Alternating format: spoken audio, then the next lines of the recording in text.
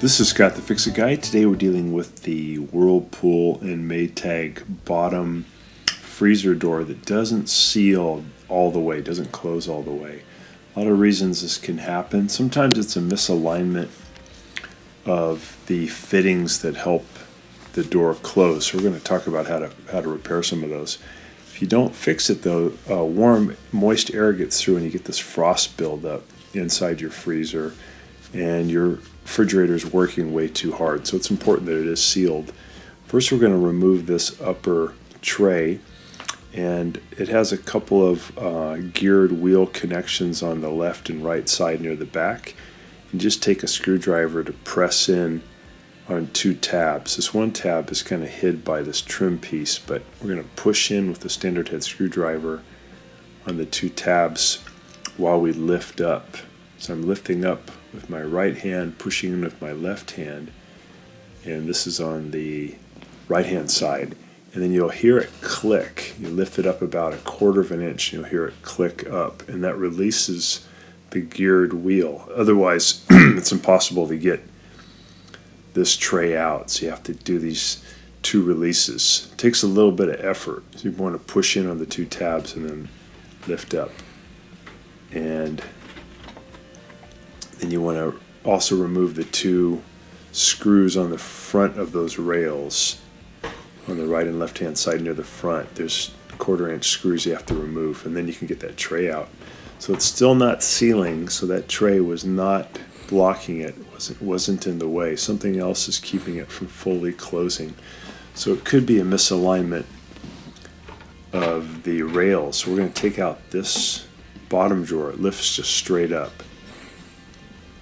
We're going to see if we can reset the metal rails that are holding the guides that are holding the door.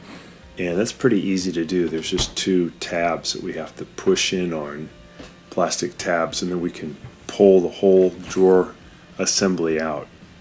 So here's one of the tabs. This is on the left hand side. I'm going to push in with my thumb, and then there's one on the right. As you push in, you have to pull the metal rail out away from the freezer, out away from the fridge, while you're pushing in on that little tab. Sometimes it's iced up, so it takes a little bit of force to get it moving.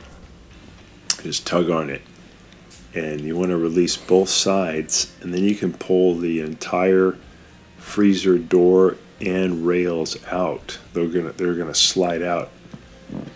Once you've slid the door and the rails all the way out, you can then make sure they're both even with each other, they're symmetrical. And then you can push the rails back in with the door evenly, and then they should click into place, and that should probably take care of your alignment problem. So I'm just pulling these two rails out slowly out of the fridge, trying to keep everything even.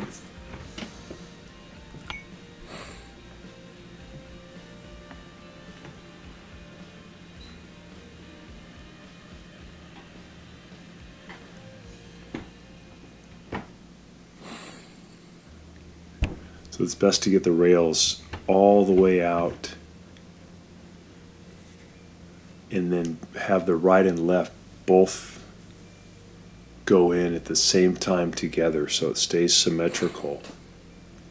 And then once you push the freezer door fully closed, the rails should lock into place.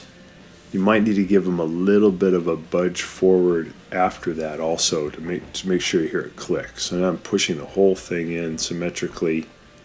Got a nice seal again. So that's what was causing the problem, is one of those rails was misaligned. And I'm going to give it a little push to make sure I get the click on both sides. And that locks it in. Yeah, so now we have a nice seal again. We don't have any moist air sneaking in, and the refrigerator's not going to be overworking. Sometimes the door is also just blocked by food items, like there might be a big box of peas or ice cream or something that's blocking it from fully closing. So that's the first thing to check. And if that doesn't do it, you can do this procedure where you take out the drawers and then you take out the freezer door and the rails, and then you reinstall it. It usually helps with the alignment. So we have the door back in, the lower basket, and the upper basket, we're going to push it back in. We have to lift up on the upper plastic rail a little bit to get this upper drawer back in. So I'm going to lift up a little bit to make room. And the reason we can lift it up is we removed 2 screws in the front. We have to make sure we put those in when we're all done. So I got the left hand side in. I'm going to come around here on the right, and I'll lift up on the plastic rail a little bit, and then I can push in the drawer. There we go. We'll push it all the way in. And then I've got to push down on those gear things in the back that we loosened. I just pushed down really hard, and I'll hear it click. Did the one on the right, then the one on the left.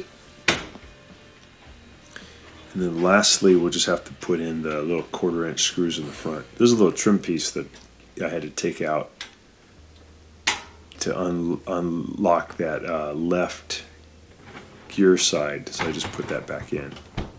So again, we got a nice alignment, no more leak. I'm just going to put those 1/4-inch screws back in on the front of the upper rails. They go in about 45 degrees. So zip that one in. That locks that rail down. I'll do the other side. Lock that down. And then you're done. So it closes really good again.